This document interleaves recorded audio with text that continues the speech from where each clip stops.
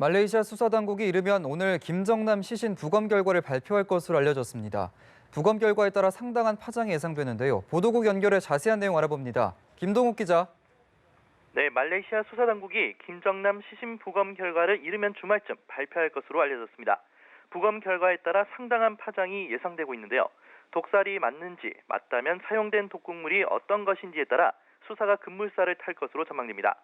만약 일반인이 구하기 어려운 치명적 독극물이 사용된 것으로 확인된다면 피살 사건의 배후를 확인하는 단서가 될 것으로 보입니다.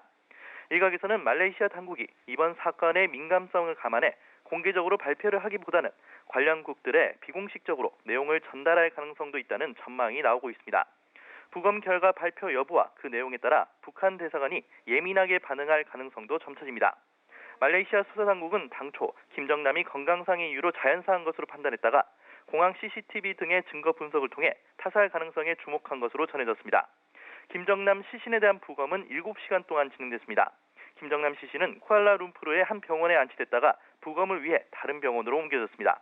경찰차들이 호위하며 삼엄한 경비가 이루어졌는데요. 이동한 병원에 북한 대사관 관계자들이 찾아와 김정남의 시신을 즉각 내놓으라고 요구했지만 말레이시아 당국은 이를 거부한 것으로 전해졌습니다.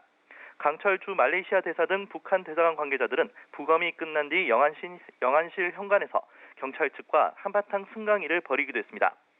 현지 경찰 관계자들은 난감한 표정으로 북한 대사관 관계자들에게 거듭 입장을 설명하는 모습을 보였습니다.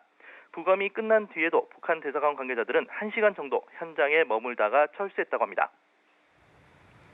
네, 그런데 이번 김정남 피살 사건과 관련돼서 용의선상에 오른 남성 4명 중에 북한계가 있다는 보도가 나왔다고요. 네, 그렇습니다. 말레이시아 경찰이 추적 중인 남성 4명 중 북한계가 있다는 진술이 나온 것으로 알려졌습니다.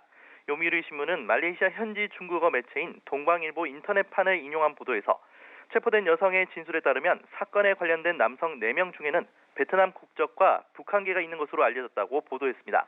교도통신 역시 동방일보를 인용해 경찰에 검거됐던 여성 1명이 남성 4명으로부터 못된 장난을 치자는 말을 듣고 별도의 여성과 함께 김정남을 습격했다고 진술했다고 전했습니다.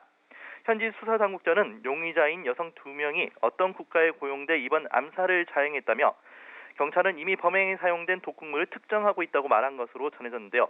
어떤 국가가 북한인지 여부는 특정하지 않았습니다.